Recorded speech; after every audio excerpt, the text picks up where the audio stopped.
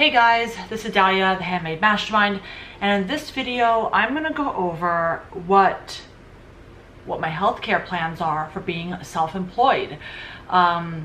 This won't be a video that I think people will be a big fan of because of my views on it, but you know, I just want to share with you what I'm doing. You know, healthcare in the US could be very challenging, could be very expensive. And when you're self-employed and you have to take care of it yourself, meaning you have to pay for it yourself, it could be very, very costly. Now, just for the record, in ratio to how much I make, it's not that costly. But when I look at what I'm paying for what I'm getting, I start to question. And so, just to give you a backstory first, I used to work for Macy's, and of course every paycheck I would get money taken out for my healthcare. Back then, which was around 4 years ago, I think my whole family, which is a family of 3 or 4, yeah, 4 at that time, I paid like $400 or maybe $500, I forget. And so because it was out of my paycheck and everybody did it, I didn't ask questions, I just did it, okay?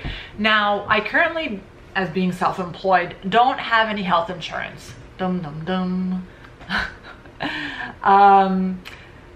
It's not a laughing matter, but let me explain to you why and what do I do. So why don't I have health insurance? Well, first of all, it's very, very costly compared to when I was at Macy's. I felt like it was less costly when I was there. When trying to get it on my own, it could be very costly. Yes, I know that it's a tax write-off. That's still my money though, and when I see it going away, I'm like, right? So that's number one. That's why I don't have it, because it's so costly. Now, the next reason why I don't have it is because I just find that with the amount I spend and the amount of times I go to the doctor, it's not worth it. And I understand it's insurance, meaning most of the time you don't use insurance, such as, you know, car insurance. Hopefully you don't have to use it because you didn't get into a car accident or whatever. It's there for protection, and I do have car insurance, by the way. But for this, I just feel like it's priced out of control for the amount, for the health that me and my family are in, and so it just seems unreasonably high. Now, what do I do as a self-employed individual for health insurance? That's what I think you all are here to hear, because I'm assuming you probably already know I don't have health insurance. There's a few things I do. This doesn't sound really straightforward and corny, but listen up. Okay, this is why I clicked on this video, to see what other people do when they're self-employed. First, we're fairly healthy individuals. So that's what decision I made. If I wasn't, I would absolutely be having health insurance. When I say healthy individuals, meaning we probably get sick once a year, give or take, and that's probably like the flu, if we didn't get our flu shot or anything like that sort. Otherwise, we don't really get sick. Knock on some wood somewhere. I don't have real wood around here, but so that's number one. Number two is we keep ourselves fairly healthy. So I know some things are out of our control. We'll talk about accidents in a little bit. But when it comes to, you know, I'm not talking about diseases or things like that. I'm talking about just general health.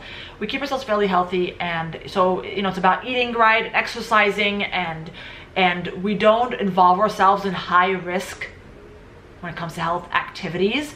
And I take that back because my daughter plays soccer and, you know, stuff like that. But in general speaking, we're very, I don't want you thinking that we're like scared to cross the street, but we're very careful individuals. We're very aware of our surroundings. You know, I find that our people that surround us, for the most part, tend to have, and it's not much, but tend to have more accidents or health-related accidents than we do. And it's not because I don't have health insurance, because I was always like that. I don't want my kid to get hurt, you know, or, you know, not eat well and have to go to the hospital because they can't do this or can't, you know, this is not functioning right. And so again, things that are under control. I'm not saying this is about like having diseases or things like that. We'll get to that in a minute. So we feel like we don't involve ourselves in high risk things. We eat properly, we exercise, and those basic things. And again, I don't have to say this, but I will. We don't have any diseases.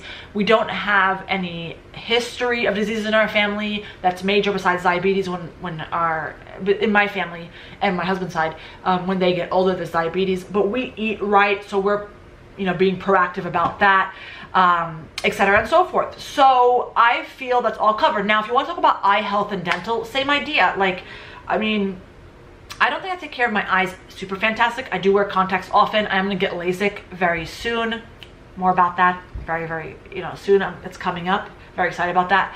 As far as my teeth health, I think I could, have better teeth health. But a lot of the issues with my teeth has happened way prior, before me having no health insurance. And so I'm definitely taking care of my teeth as I'm an adult. So I have no more major issues that come up as, I'm older. So we're pretty much safe and healthy individuals, and we are proactive with what's in our control to stay that way. Okay.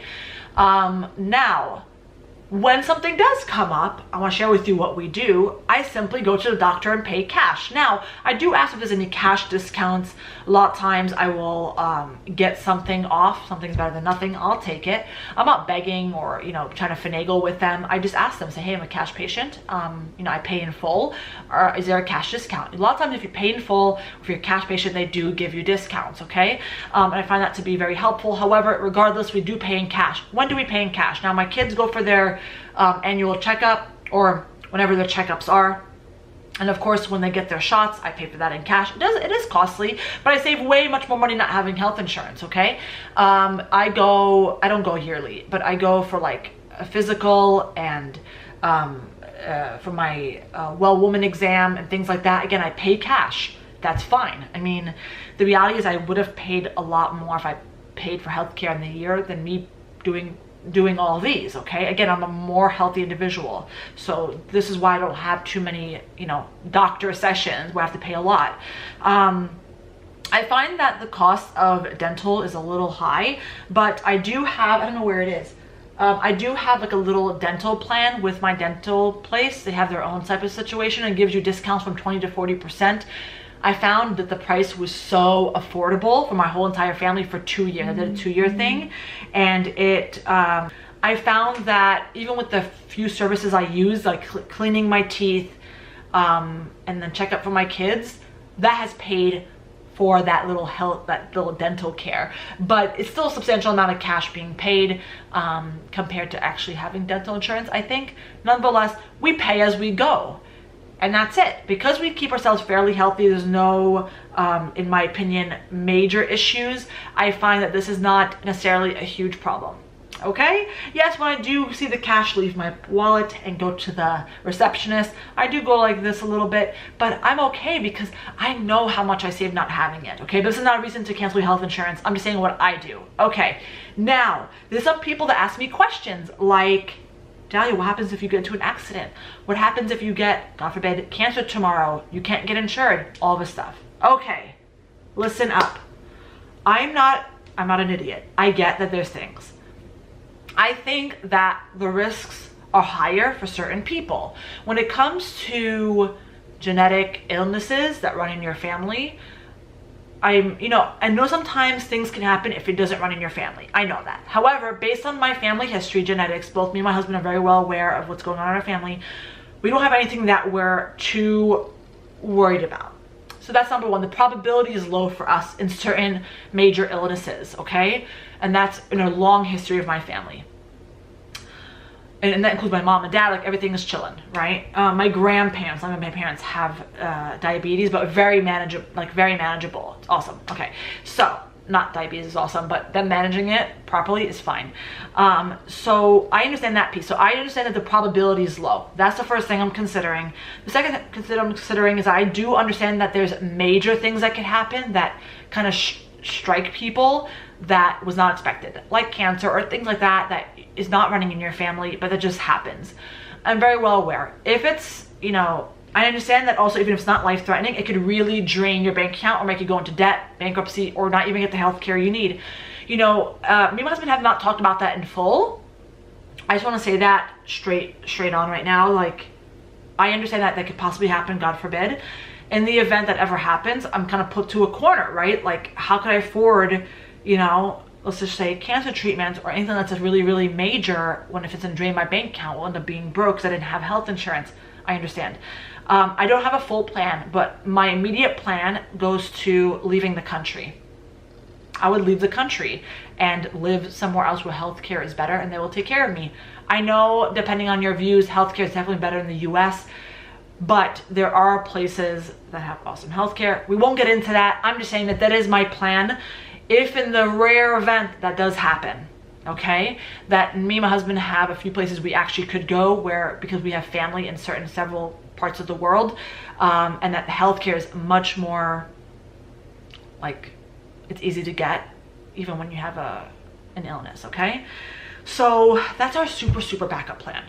Now, what if a freak accident happens, like a car accident or a shooting or something crazy? You know, a house caves in on me and I have to go to the hospital, like something crazy. Those are freak accidents. I can't live my life wondering about a freak accident in terms of getting health care. That's number one. I do have car insurance that takes care of the passengers if in the event of a car accident, because first of all, I barely drive anymore because I'm always at home, but because my time is mostly spent in the home and in the car, I don't expect anything's gonna happen in my home.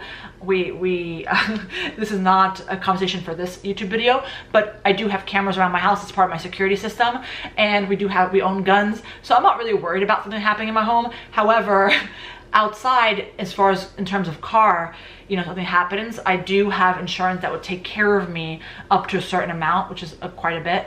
So I'm not worried about a freak accident happening in the car. I'm actually covered when it comes to that. However, if something else happens that doesn't pertain to either one of those, the safety of my home or me being covered in a car accident, I understand something else could happen. I can't live my life trying to get health insurance, which is very, very costly, in the event a freak accident happens. If a freak accident happens, here's my plan. I plan on going to a hospital. In the US, they have to take care of you, regardless if you could pay or not, okay? They take care of you. You're doing your thing, you're doing your thing. Depending on how much money I have, you can apply for assistance, you cannot if you're too rich, whatever. It could drain you, of course, but you're able to make payments if necessary. And the reality is, if something major happened where my surgery cost $300,000 or $500,000, which by the way is very doable here in the US, depending on what happened to me or my family, we definitely go through the surgery. And I know paying back $500,000 is absolutely insane for something, that freak accident that happened. Of course, my life is worth it, or my family's life is worth it, but we probably just paid in payments. So one, we won't have that burden of people keep calling us. I heard, like, if you have debt, it goes to collections or something. I don't know how it works in healthcare, but I heard that they do. I could be wrong. And they call you and, you know, you have to pay. I don't know how it works. But for the lack of, like, I don't want to deal with harassment, I'd probably just pay little payments. $100 a month for the rest of my life, or $20 a month for the rest. As long as you're paying, I heard, you should be fine. And honestly, like, for me, like, I know people worry about their credit. I don't, because I don't currently need my credit. I own my home, I own cars, I can pay things in cash. And so I don't really need credit or credit cards, but I still don't plan on, like, defaulting on my payments. But if in the event I really needed to, I would. Again, the US will take care of you in terms of emergencies just in case. But like I said, my plan is, if a crazy accident happens, my initial, you know, response is to take care of myself and then make small payments. And that's it. Yes, the company that's receiving small payments might take forever to get paid back, or if at all, before I die, but that's at least covers the people that are asking me, what if you get into a horrible accident? You have no health insurance. Well, in the US, they have to take care of you. I won't die because I don't have health insurance, okay? And that's it. So I think I covered everything. I covered freak accidents. I covered, like, health illnesses like cancer and things like that. I covered, in general, we're a healthy family. Now, this video is not meant to be used as a guide, because everybody's situation is different, you know? You know, there's some people that I know that involve themselves in more riskier activities, not particularly because it sounds riskier, but because it's just their life. Like, they're always on the road, for example. It's not a risky activity to be on the road, but they're more on the road than I.